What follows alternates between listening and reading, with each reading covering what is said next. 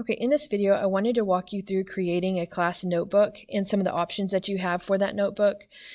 In the OneNote app, you can come up to Class Notebook and then click on Create Class Notebook. Before we get to that, I wanted to show you quickly that you could come to office.com and enter your 365 information and get to the class notebook from there as well. I'm actually going to use the app and come and click on Create Class Notebook. It's going to walk you through that process. So we just need to start by entering our class name, maybe Digital Citizenship, and click Next. On this screen, it talks about the different spaces that you have within the class notebook. First being the collaboration space. That's where you and your students can work together. So you have access to that space and your students have access to that space.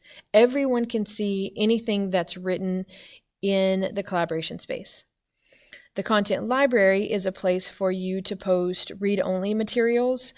It keeps a clean copy for the whole class, so they can go and make a copy and put it in their own notebooks. But the copy that's in the content library is always a read-only, so it stays a clean copy for you to share out with all of your students. And then you have the student notebooks. So within the student notebooks, they can write on any documents that they've moved from the content library into their notebook or a document that you distributed into the notebooks for them. They can only see their notebook. They can't see any other students' notebooks. So then we're going to click Next. Here you could give permission to another teacher to have access to your class notebook. For instance, maybe if someone was going to fill in for you for a couple of days, you could come in here and give them access. I'll show you where you could do that after the setup is done as well. But you have that option of adding teachers, additional teachers to this notebook.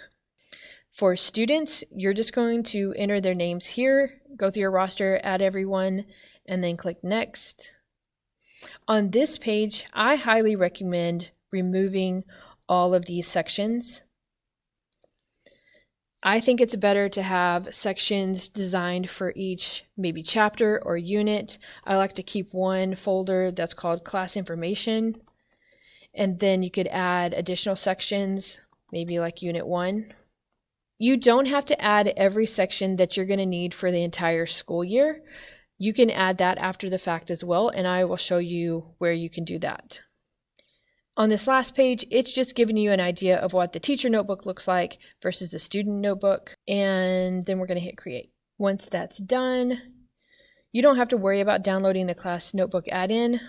You'll just need to open it in OneNote, and that'll force it to open in the OneNote app. So I'm going to go back over to the app and show you a couple of other things. So we talked about the fact that you could add additional sections later to your students. Under Class Notebook, you can come out here to Distribute New Section. You have the option of distributing a new section or a new section group. A new section group gives you almost like a notebook within a notebook. So for the purposes with your students, you're just going to distribute new section. And then we just need to add it. So I'm going to say Unit 4. To add to my student list and then distribute.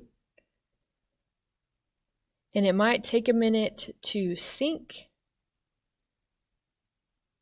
I did want to point out that when we distribute a new section, we're actually distributing a new section to our students, not to the content library. So you can see that Unit 4 showed up for my student, but it didn't get added to my content library. So if you wanted to add a section to the content library to match what the students have, click within the content library and then say Add Section, and then you can just add in the Unit 4 section to match your students.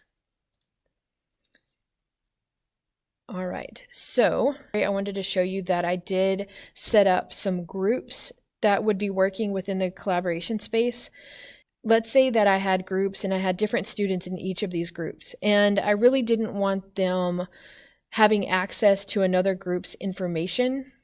The way that we can give different permissions to the groups is to actually right-click on the the group name, and then do password protection. So that actually forces you to use a password to get into this folder, and you could give a different password to the different groups. The important thing here is we can't retrieve that password if you lose it. So if you're going to use a password with the different groups, make sure and store that somewhere so that you always have access to it. Okay, one more thing I wanted to look like before we're done. If we come up to view, you also see this folder for deleted notes. Let's say you accidentally deleted a page and you wanted to try and retrieve that deleted page. You would come here and pull it back into your notebook. Okay, so that just gives you an overview of creating a class notebook.